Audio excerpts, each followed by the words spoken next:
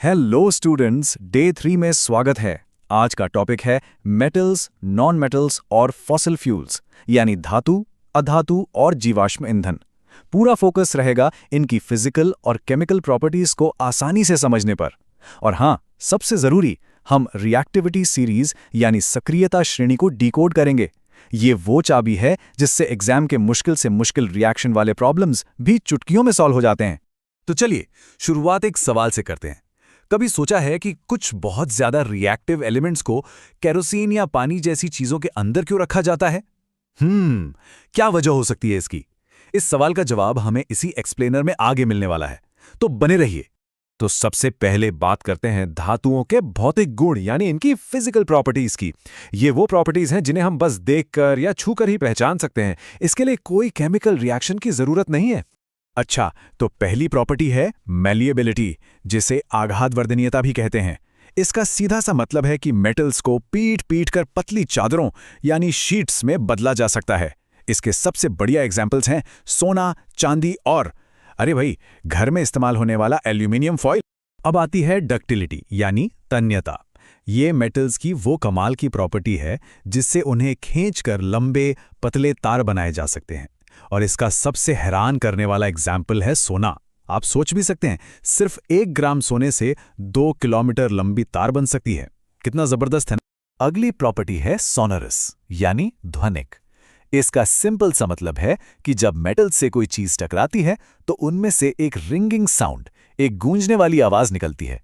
School की घंटी याद है? बस बिल्कुल वही चीज। लेकिन हाँ, साइंस में हमेशा कुछ एक्सेप्शंस यानी अपवाद होते हैं, और ये एग्जाम्स के लिए सुपर इंपॉर्टेंट है, तो इन्हें ध्यान से सुनिए। सोडियम और पोटेशियम, ये ऐसे मेटल्स हैं जो इतने नरम होते हैं कि आप उन्हें चाकू से आसानी से काट सकते हैं। फिर आता है मर्क्यूरी यानी पारा। ये इकलौता ऐसा मेटल है जो रूम टेम्परेचर पर लिक्विड फॉर्म में रहता है। और इसका नॉन मेटल काउंटरपार्ट है ब्रोमीन, जो इकलौता ऐसा नॉन मेटल है जो लिक्विड स्टेट में पाया जाता है। सेक्शन 2 फिजिकल प्रॉपर्टीज तो हो गई। अब आगे बढ़ते हैं केमिकल प्रॉपर्टीज की तरफ, यानी रासायनिक गुण। यहां हम ये देखेंगे कि ये एलिमेंट्स दूसरे सब्सटेंसेस के साथ कैसे बिहेव करते हैं, यानी कैसे रिएक्ट करते हैं।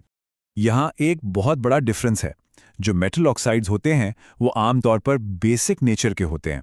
क्षारीय, इसकी पहचान ये है कि ये लाल लिटमस पेपर को नीला कर देते हैं, जैसे लोहे की जंग या मैग्नीशियम की राख। और इसके ठीक उल्टा नॉन मेटल ऑक्साइड्स होते हैं एसिडिक यानी अम्लीय। ये नीले लिटमस पेपर को लाल कर देते हैं। इसका एक कॉमन एग्जाम्पल है सल्फर डाइऑक्साइड।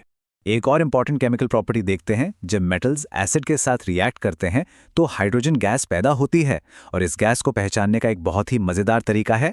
अगर आप इसके पास एक जलती हुई माचिस की तीली लाएंगे ना, तो ये पॉप की आवाज के साथ जलेगी। ये इसका सिग्नेचर टेस्ट है। ओके, अब हम आ गए हैं इस चैप्टर के सबसे क्रूशियल कॉन्सेप्ट पर, रिएक्टिविटी एंड डिस्प्लेसमेंट। यहां हम मेटल्स की एक तरह से रैंकिंग समझेंगे कि कौन सा मेटल कितना पावरफुल यानी रिएक्टिव है। तो ये है रिएक्टिविटी सीरीज। इस सीरीज में मेटल्स को उनकी रिएक्टिविटी के घटते हुए ऑर्डर में यानी डिक्रीजिंग ऑर्डर में रखा गया है। इस लिस्ट में सबसे ऊपर सबसे पावरफुल हैं पोटेशियम और सोडियम, और जैसे जैसे हम इस लिस्ट में नीचे जाते जाएंगे रिएक्टिविटी कम होती जाएगी। और सबसे नीचे आते हैं सबसे कम रिएक्टिव मेटल्स, जैसे कि सोना और चांदी। और इसी रिएक्टिविटी सीरीज से मिलता है हमारे पहले सवाल का जवाब, याद है?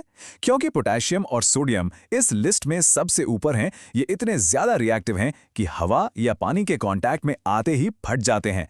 इसीलिए इन्हें केरोसिन में डुबोकर रखा जाता है। और वहीं दूसरी तरफ फॉस्फोरस एक नॉन मेटल है जो हवा में आते ही आग पकड़ लेता है, इसलिए उसे पानी के अंदर स्टोर करते हैं। इस रिएक्टिविटी सीरीज का सबसे बड़ा यूज है डिस्प्लेसमेंट रिएक्शन में, जिसे विस्थापन अभिक्रिया कहते हैं। इसका बस एक सिंपल सा रूल है, इसको हमेशा याद रखिएगा। एक ज्यादा रिएक्टिव मेटल एक कम रिएक्टिव मेटल को उसके नमक के घोल यानी सॉल्ट सॉल्यूशन से उसकी जगह से हटा देता है। बस यही इसका गोल्डन रूल। चलिए इस रूल का एक क्लासिक एग्जाम्पल देखते हैं। रिएक्टिविटी सीरीज में लोहा यानी आयन कॉपर से ऊपर है, मतलब ज्यादा रिएक्टिव है। इसीलिए जब हम एक लोहे की कील को नीले रंग के कॉपर सल्फेट सॉल्यूशन में डालते हैं तो लोहा उस सॉल्यूशन से कॉपर को धक्का मारकर उसकी जगह ले लेता है, और नतीजा क्या होता है? सॉल्यूशन का रंग नीले से बदलकर हरा हो जाता है, क्योंकि अब वो आयरन सल्फेट बन चुका है। और हाँ, लोहे की कील पर आपको कॉपर की एक भूरी सी परत भी जमी हुई दिखेगी।